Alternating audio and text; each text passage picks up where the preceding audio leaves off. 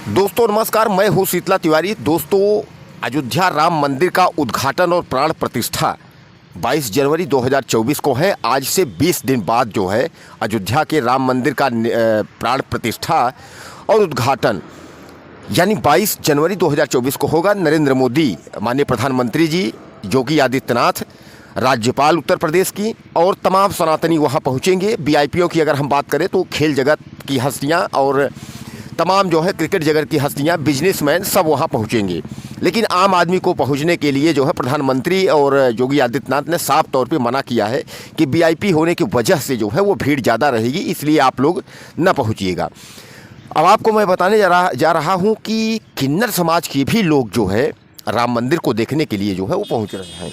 यानी जहाँ आपने देखा कि जामवंत यानी भालुओं का झुंड भी वहाँ दिखाई दिया, हिरन का झुंड भी वहाँ दिखाई दिया और जटायु यानी गिद्धराजों का झुंड सबसे पहले वहाँ पहुँच गया था। अयोध्या की मिल्खी ग्राम सभा, वहाँ लोग जो है थाना क्षेत्र के अंदर जो है तमाम लोग जो है वहाँ गिद्धों को देखा और गिद्धों के देखने के बाद वो लोग जो है तमाम प्रकार की आपस में बातें करने लगे कि आखिर इतने सारे गिद्ध आए कहाँ से। यानी जो गिद्ध विलुप्त हो गए हैं, अब यह विलुप्त गिद्ध जो है इतनी तादाद में कहाँ से अयोध्या में पहुँच गए। अब सबसे बड़ा सवाल यही लोगों के मन में चल रहा है कि आखिर जो ये बानर के रूप में तमाम बंदर आ रहे हैं, कुछ लोग बोल रहे हैं चित्रकूट से बंदर आ रहे हैं, कुछ लोग बोल रहे हैं कहीं से बंदर आ रहे हैं, यानी राम की जो सेना है वह भी अयोध्या पहुंच रही है। और कहीं ना कहीं यह बहुत दिलचस्प नज़ारा होगा अयोध्या का। 22 तारीख को प्राण प्रतिष्ठा में शामिल होने के लिए जहां एक और नर नारी पहुंच रहे हैं, वहीं किन्नर समाज के भी लोग भारी तादाद में पहुंचेंगे। हालांकि जैसा आप जानते हैं कि किन्नर समाज के लोगों को भगवान के द्वारा ही आशीर्वाद दिया गया है, कि इनके द्वारा जो है दिया गया आशीर्वाद भी बहुत लगता है और इनके द्वारा दिया गया बद्दुआ भी बहुत लगता है। इसलिए किन्नर समाज के लोग अगर कहीं पहुंचते हैं तो उनका लोग सम्मान करते हैं, उनको दक्षिणा के रूप में कुछ न कुछ जो है देते हैं, खाने पीने की वस्तुएं और कुछ पैसे के रूप में उनको देते हैं, ताकि जो है किन्नर समाज के जो लोग हैं और वह जो है आशीर्वाद जो है लोगों को दें। तो किन्नर समाज के लोगों का यह कहना है कि हमारे भगवान श्री रामचंद्र का जो है मंदिर यानी रामलला का मंदिर जो है वह 22 तारीख को जो है कंप्लीट है। 22 तारीख को रामलला जो है टेंट से अपने मंदिर में पहुंचेंगे। तो कहीं ना कहीं यह नज़ारा बहुत दिलचस्प होगा। तो किन्नर के समाज के लोगों ने भी यह तय किया है कि हम लोग जो है 22 तारीख तक जो है पहुंचेंगे राम मंदिर, और अयोध्या का राम मंदिर का नज़ारा जो है बहुत दिलचस्प होगा। तमाम लोगों का वहाँ जमावड़ा होगा, तमाम वीआईपी भी पहुँचेंगे। और वहीं जो मैं आपको बता रहा हूँ कि जो राम की सेना यानी जो है जामवंत, हिरन, चित्रकूट से बंदर, ये सब लोग जो पहुंच रहे हैं, तो सबसे बड़ा सवाल ये है कि आखिर ये जंगलों से जो विलुप्त हो गए हैं, आजकल भालू कहीं दिखाई नहीं देते हैं, हिरन दुर्लभ हो गए हैं, और जब सबसे बड़ी बात जो विलुप्त प्रजाति की जिसकी हम बात कर रहे हैं जटायु की, गिद्धराज, तो हालांकि मैं आपको बता दूं यह हमारे जो है पर्यावरण जो है बचाने वाले साथी हैं, यह हमारे वो साथी हैं जो कि पर्यावरण की सुरक्षा संरक्षा करने में जो है बहुत मदद करते थे। कहीं भी सड़े गले मांस मवेशी अगर मरे पड़े होते थे तो गिद्ध वहाँ पहुँचते थे और उनको खाने का और साफ़ सफाई का काम करते थे।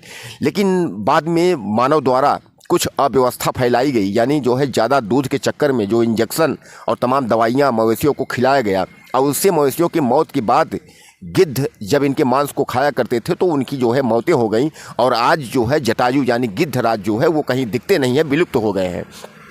अब ऐसी स्थिति में भगवान राम का एक जब उनका मंदिर तैयार हो गया, उनके मंदिर की जो पूजा प्राण प्रतिष्ठा हो रही है, ऐसे में देश के तमाम कोने कोने से लोग जहां पहुंच रहे हैं, वहीं भगवान राम की सेना भी जो है जंगलों से कहीं ना कहीं जो है, इसका मतलब यही हुआ कि जंगल से भी इनकी सेना पहुंच रही है। जैसे जब मैंने आपको बार बार यही बताया कि जो जटायु यानी जो गिद्धराज, पहली बार विलुप्त गिद्धराज जो है वो दिख रहे हैं, अयोध्या के चारों ओर मंडराते हुए दिख रहे हैं। और भालुओं का जैसा कि भालू देखा गया रात्रि 9 से 10 बजे के बीच जो है, तो आखिर यह भालू अयोध्या में कैसे प्रवेश इसका हुआ, कहाँ से आया। और हिरन की बात करें तो हिरन में भी लोग यही बोल रहे हैं कि मामा मारीच हो सकता है कि माता सीता का हरण किए थे तो वो हिरन के रूप में माफ़ी मांगने आए हों।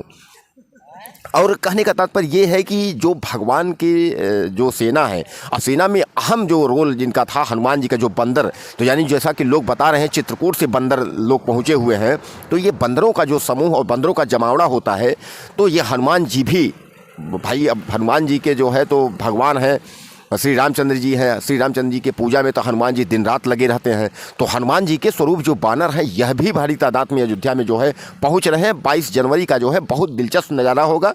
अब समझ लीजिए आप कि 22 जनवरी और 2024 जो है ये एक ऐतिहासिक दिन होगा। धामों में एक धाम अयोध्या धाम भी जुड़ जा रहा है।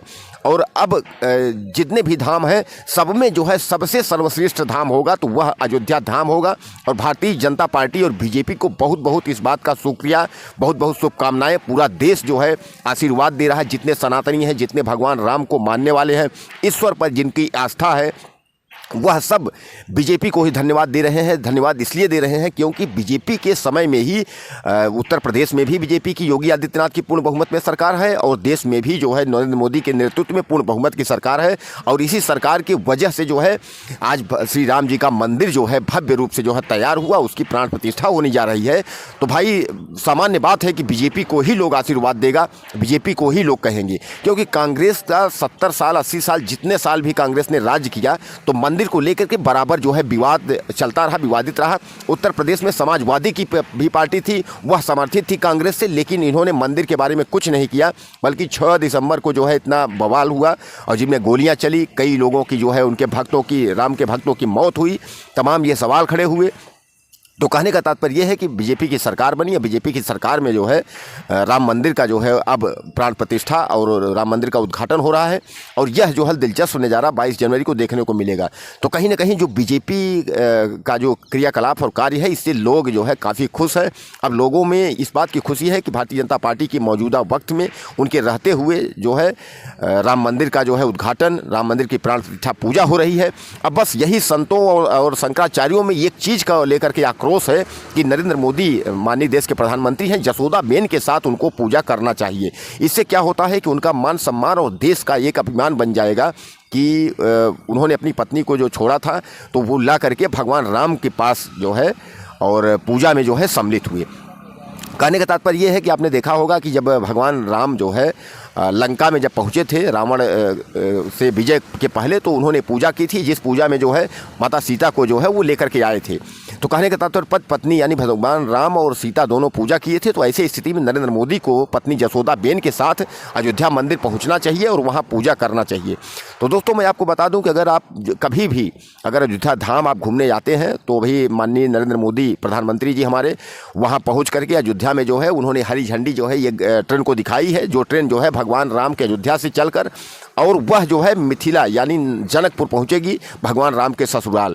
तो आप वहाँ जो है जा सकते हैं, दर्शन कर सकते हैं। हालांकि यह ट्रेन दिल्ली आनंद विहार से चलेगी, दिल्ली आनंद विहार से लखनऊ होते हुए अयोध्या होते हुए और यह जनकपुर जो है पहुँचेगी।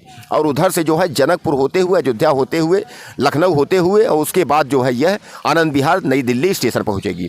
कहने का तात्पर्य यह है कि कभी भी अगर आपको यहाँ से अगर आना हो तो आप वहाँ आइएगा, अयोध्या पहुँचिएगा, अयोध्या में धाम में जो है भगवान श्री राम का जो है दर्शन करिएगा।